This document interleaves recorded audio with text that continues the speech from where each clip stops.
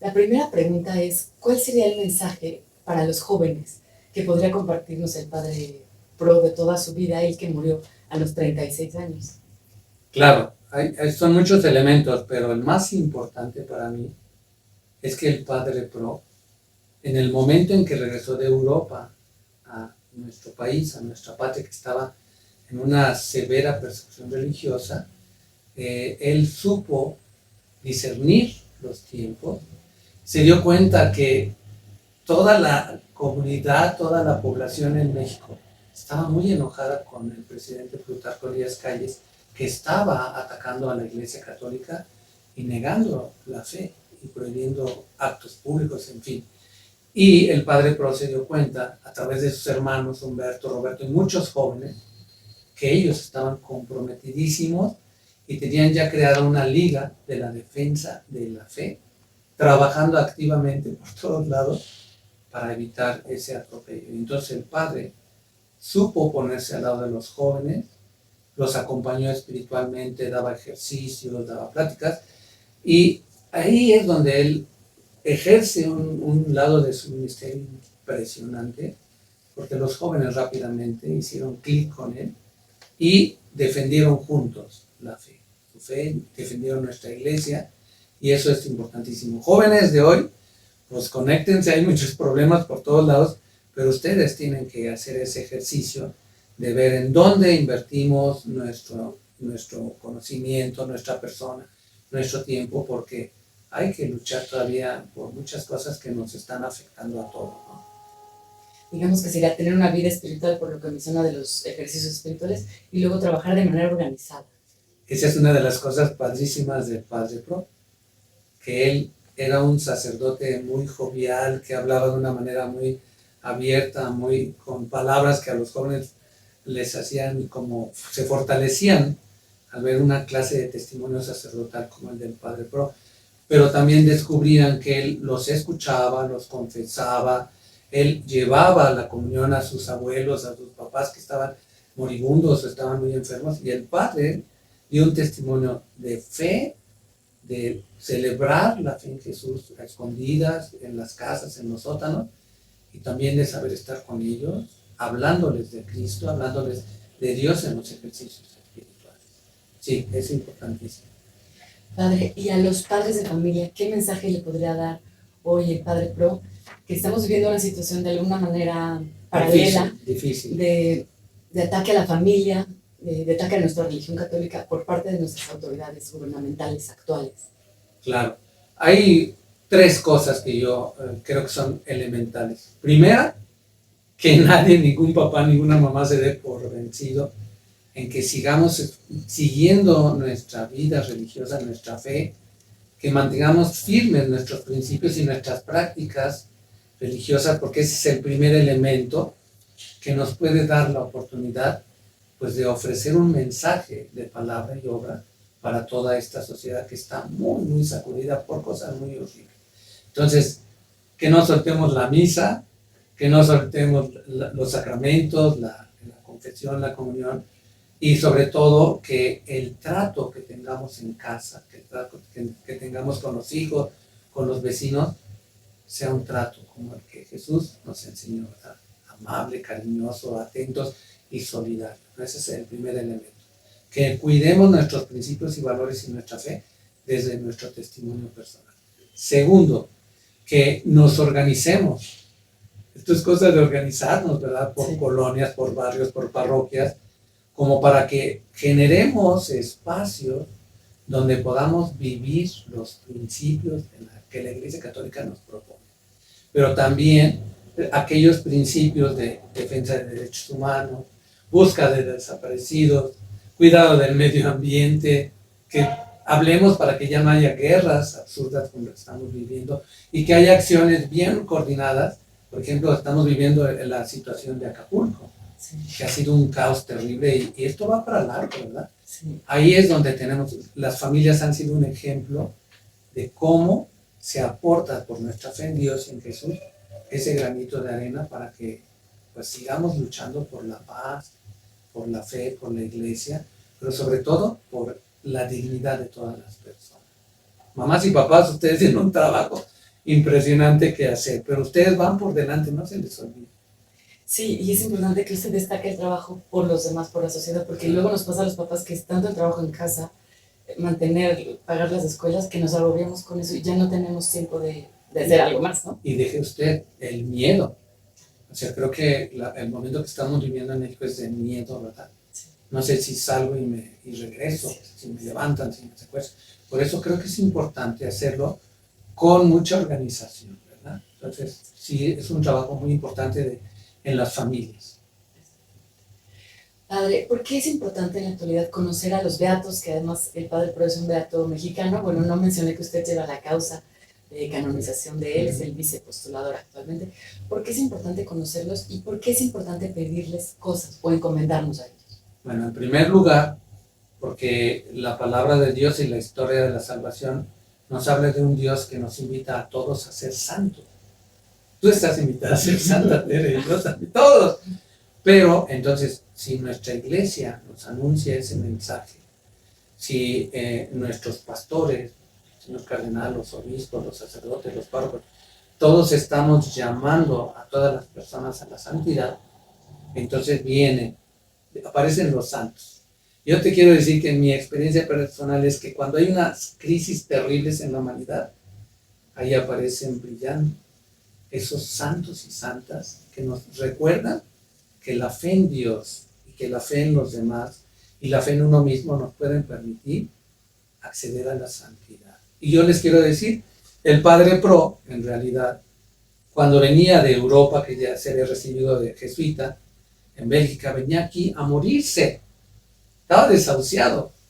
Entonces él llega el 7 de julio de 1926, llega a Veracruz, viene a la Ciudad de México y recibe el destino de irse aquí a la iglesita de Nuestra Señora de Guadalupe, Reina de la Paz, en Enrico Martínez. Y ese padre que venía a morirse aquí, resulta, luego les voy a contar una cosa muy bonita que tiene que ver con María Santísima. Él se entregó, le tenían que levantar del confesionario, no tenía ningún signo de enfermedad, porque por su amor a Cristo, el padre se entregó y se volcó. Y claro, cuidó a las personas que por ser católicos les quitaban el trabajo, que organizó a la comunidad para que hicieran despensas y él en bicicleta las repartía, pero sobre todo creó las estaciones de emergencia. ¿Qué era eso? Eran puntos en la ciudad donde el padre llegaba con su relicario, muy disfrazado, a dar la Sagrada Comunión, en diferentes partes de la ciudad, ¿no? Entonces, cuando él lo matan, cuando él lo asesina, lo entierran en el Panteón de Dolores, inmediatamente, cada día 23, empezaron a llenarse el panteón de las personas que reconocieron en esa vida, en ese modo de vivir la fe en Jesús, un santo para la iglesia. Y en eso estamos buscando el milagro que nos falta. Sí. Pero es lo que te digo, si tú vives tu fe en Dios con una vida de veras ejemplar, eso es la santidad. Por eso hay que pedirles, hermanos y hermanas, a los santos que nos den esa disponibilidad para vivir nuestra fe en Jesús con lo mejor de nosotros. No con el ratito que me acuerdo, con cuando me nace, no. Hay que, de veras, como lo han hecho cada uno de las santos y santos de la iglesia, entregarnos por completo a Jesús, aunque cueste la vida. Sí. Padre, entiendo que cuando venía de regreso de Europa, porque efectivamente estaba desahuciado y sus superiores no querían que muriera fuera de su país, por eso lo mandan a México, entiendo que fue a Lourdes y que la Virgen le concede la salud. Le quiero preguntar, ¿cómo era su relación con la Virgen? Que nos pudiera servir hoy. ¿Cómo era él tan confiado y tan cariñoso con la Virgen? Bueno, la Compañía de Jesús, San Ignacio de Loyola, nos enseña a los jesuitas, sobre todo en la experiencia de los ejercicios espirituales, a que María Santísima sea intercesora por nosotros para que Dios nos acepte y nos ponga a trabajar al lado de su Hijo, ¿sí? Ese es un primer elemento de nuestra espiritualidad fundamental y que el Padre Pro desde luego vivió todavía más, de manera más intensa, porque él tuvo que vivir siempre fuera de México. Desde novicio tuvo que vivir en el exilio, ¿no? Y entonces vemos en su biografía, en las fotografías, que él tenía en su escritorio una foto de su familia y de la Virgen. Que era cuando él se sentía triste porque estaba fuera, porque no tenía noticias de su familia, María Santísima era su consuelo, era su fortaleza. Y cuando ya él de veras lo vieron tan mal que lo mandaron, él pidió permiso al superior de que en el regreso iba a pasar al santuario de Lourdes. Entonces, estando en el santuario de Lourdes, el padre pro, que iba a rezarle a la Virgen, ve que hay una señora malísima en silla de ruedas y toda súper enfermísima, pero con unas lágrimas pidiéndole a la Virgen. Que entonces él ahí vivió esa experiencia. Yo pienso, estoy seguro que María Santísima le hizo el milagro de darle la salud. Porque una vez que la señora dejó de rezar, entonces se acercó al padre pro y pues a lágrima viva a pedirle a María que le pidiera a Dios que pudiera seguir sirviéndole a Jesús, ¿no? Entonces es la única explicación que se encuentra, ¿no? De que ya regresa, se viene, llega al puerto de Veracruz, y nunca nadie se dio cuenta ni dijo el padre está enfermo, ¿no? Porque realmente hubo una sanación importantísima, ¿no? Eran horas intensas de confesiones, de celebraciones, de ejercicios, ¿no? De andar por todos lados, y como sus hermanos eran parte de la vida, pues lo movían, lo llevaban y lo traían. Su familia era muy católica y él recibió de su familia el amor a María Santísima. Entonces yo estoy seguro, afirmo que la Virgen le hizo este milagro, porque en 1 año y 4 meses de una actividad súper intensa por amor a Cristo, pues se ganó el martirio. Sí. Muy bien. Padre, cuéntenos cómo va su proceso de canonización. Ya estamos a punto, todavía nos falta. Nos falta un milagro. Yo llevo 9 años en esta parroquia y llevo 9 años promoviendo la causa.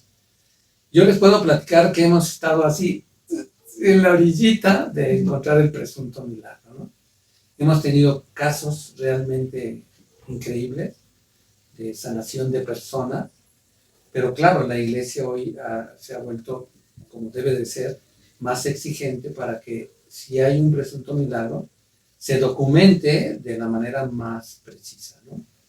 Y entonces, esa ha sido mi experiencia. Yo te puedo decir 5 presuntos milagros así de decir, aquí está, ¿no? Uno de ellos, el anterior señor cardenal, Alberto Rivera, en la basílica, a mí me tocaba llevar a la reliquia del Padre Pro a todas las parroquias de la arquidiócesis. Y antes, cuando estaba más grande, ¿no? Entonces, cuando fuimos a la basílica, sacaron en el semanario una noticia de que el señor cardenal iba a hacer un anuncio importantísimo. Entonces llegamos con la reliquia del Padre Pro y salió en el periódico que iba a haber una noticia. Y en la homilía el padre dice, ya encontramos el presunto milagro. Entonces, a la siguiente semana yo tenía que recoger la reliquia. Entonces, pues fue una novedad, una sorpresa para todo el mundo. Entonces ya en esa segunda misa, el siguiente domingo que recogíamos a la reliquia, me llaman a la sacristía con el señor cardenal. Con muchos padres y los canónigos, todo padrísimo. Pero entonces ya estaba cerca y me dice, ¿qué pasó, señor cardenal? Y él estaba con un matrimonio. Iban a hacer matrimonio unos jóvenes. Ven, aquí está el presunto milagro del Padre Pro. Entonces así por sobre todas las casullas y todos nos saludamos, ya me jalo. Y entonces era un joven. Es toda una historia muy bonita, porque ese joven, los papás lo bautizaron con el nombre de Miguel Agustín. Y resulta que ese joven en el terremoto del 85 vivían en Tlatelolco. Y entonces los papás supercatólicos y devotos del Padre Pro, empieza el terremoto, el niño estaba recién nacido, no estaba bautizado, y le dice a la mamá, bautízalo porque nos vamos a morir en el lavabo. Y el Señor bendijo agua y ya, Miguel Agustín Cravioto es el nombre de ellos, ya lo bautizó. Gracias a Dios no se cayó ese edificio, entonces ya crece este joven y es Miguel Agustín Cravioto, ¿no? Entonces él sufrió un accidente horrible en los puentes de Santa Fe, lo atropelló una señora que tuvo un descuido con su bebé y se lo lleva, porque él bajó, porque su carro estaba fallando, a la hora que baja, se lo lleva. Estaba totalmente deshecho por el impacto y ya lo recogieron, lo llevaron al hospital ABC. Entonces, inmediatamente que saben del accidente, la familia empiezan a hacer una cadena de oración pidiéndole al Padre Pro. Todo el mundo encomendando a Miguel Agustín. Y entonces ya lo llevaron a ese hospital y de pronto el doctor, el neurólogo que lo estaba atendiendo, de repente dijo, uy, ya se curó. ¿Cómo que ya se curó? Sí, ya no tiene nada, no tiene daño cerebral ni nada, Entonces ya le dijimos, oiga, ¿nos podrán dar el certificado de esto, el testimonio? Claro. El doctor le explicó esto, ¿verdad? Que en su larga experiencia como neurólogo, neurocirujano, no tenía un caso igual de que se diera que no tenía explicación. Claro. Entonces ya, por eso el señor que no estaba feliz, nosotros también. Entonces, pero en la causa, aquí en la comisión de causa de canonización nos pidieron que sería bueno tener otro diagnóstico de otro. Así le hacen otro doctor. Otra opinión, digamos. Entonces llevamos todo el expediente y ya lo estudiaron.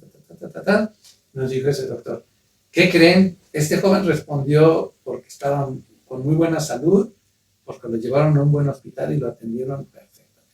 Entonces, está bien. ¡Wow! Nos quedamos de todo el mundo. No, tercer diagnóstico. Milagro. No entendemos cómo vive. Entonces llegamos a estar 2-2. Sí. Entonces ya nos dijo el señor general, no lo manden a Roma, porque allá pues, el Papa jesuita, nosotros jesuitas, es así como más, observan más. Sí, claro, claro. Por sobre todo para que no acusen, para que ya nos hizo el favor. ¿No? Claro. Entonces dijo, no lo manden, es un gran favor, nos queda como constancia. Sigan buscando. Ay. Y en eso hemos andado y estamos encontrando así cosas que nos acercamos.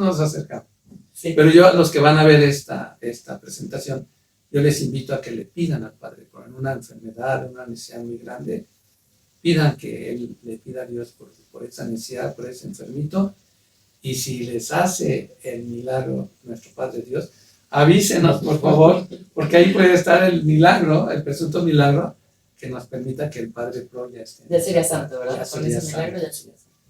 Padre, y la gente que lo escucha, ¿qué más puede encontrar aquí en la parroquia de la Sagrada Familia, además de sus restos mortales? Bueno, aquí desde la primera piedra, esta iglesia fue encomendada a la Compañía de Jesús, a los padres jesuitas, ¿no? Entonces, ha habido un largo recorrido de padres. Les digo, por ejemplo, toda la obra de decorado de la iglesia, todos los cuadros, todas las pinturas son del padre Gonzalo Carrasco, que fue un gran pintor y que fue el encargado de decorar muchas parroquias en diferentes lugares. Él era un pintor natural y decidió entrar de jesuita. Todo el mundo lo criticó porque no seas burro, te podías ser millonario de pintor, pero sintió el llamado y entró a la compañía. Entonces, pueden venir a disfrutar toda la obra artística del padre Gonzalo Carrasco. Primera cosa. Segunda cosa, vénganse a ver el Museo del Padre Pro, que está afuerita, a un ladito de la parroquia, viéndola de frente, dice Museo del Padre Pro, para que conozcan toda la vida y obra del Padre Pro. Y hemos conservado muchísimas cosas de objetos personales, fotografías. Al Padre Pro, cuando el presidente Plutarco Elías Calles dio la orden de que lo fusilaran, fue una orden fuera de arbitraria, sin juicio. Sin juicio, sin nada. Entonces hemos conservado, por ejemplo, el traje, la camisa, el chaleco, todos los objetos personales donde recibió los impactos, ¿no? Y la misma gente, la misma familia nos hizo el favor de entregar todo eso, ¿no? Claro que son mediaciones para nuestra oración, para nuestra fe, ¿no? Y yo puedo afirmarles, sin temor a equivocarme, para mí el Padre Pro ya es santo, hace mucho. Porque he visto tantos milagros que ha concedido que no se pudieron documentar a tiempo o que no sabía la gente sencilla, ¿no? Pero les platico, el día 23, después de que hacemos la peregrinación del edificio de la Lotería Nacional a la parroquia, todos los peregrinos, bueno, súper emocionados porque de veras quieren mucho al Padre Pro por su sencillez y su cercanía. Y acabando la Santa Misa de 12, que es súper solemne, nos invitan a comer a todos los que estén en la iglesia, 200, 300, los que sean, en el parque, en el Río de Janeiro, hay familias devotas que traen comida, pasteles, barbacoa. Cuando yo les he preguntado, les digo, oigan, porque vienen de lejos, Chimalhuacán, Iztapalapa, vienen de muchos lugares, son familias que vienen. Por ejemplo, doña Tere, una viejita. Es que a mí, el Padre Pro, cuando yo era joven, que es una viejita, me hizo el milagro. Yo no podía tener hijos, no podía. Entonces me dijo, una comadre me dijo que el Padre Pro era muy bueno para que una mujer pudiera embarazarse. Wow. Y entonces nace el niño, le pone Miguel, y ya van en el quinto Miguel, no de ella, sino de las generaciones. Mis nietos. Y como toda la familia ha visto el agradecimiento de la abuela, pues... Todos vienen. Ay, no, es una cosa de veras, no es gente así muy pudiente, pero lo hacen con tanto amor. Y agradecimiento, Y ¿no? agradecimiento a la intercesión del Padre, ¿no? Y muchas personas, ¿no? De que se han recuperado de cosas así como muy fuertes. Estamos llevando ya 2 libros de fama signorum, de fama de santidad, y hemos recopilado cada vez más testimonios y testimonios de santidad del Padre. Un día vamos a tener un milagro tan claro que ya entonces será reconocido como lo que ella es. Su página, para que quien los quiera contactar, padrepro.com.mx. .mx. Ahí pueden encontrar y pueden hacer una visita virtual al museo, y ahí están todos los datos de cómo era el Padre Pro, cómo evangelizaba.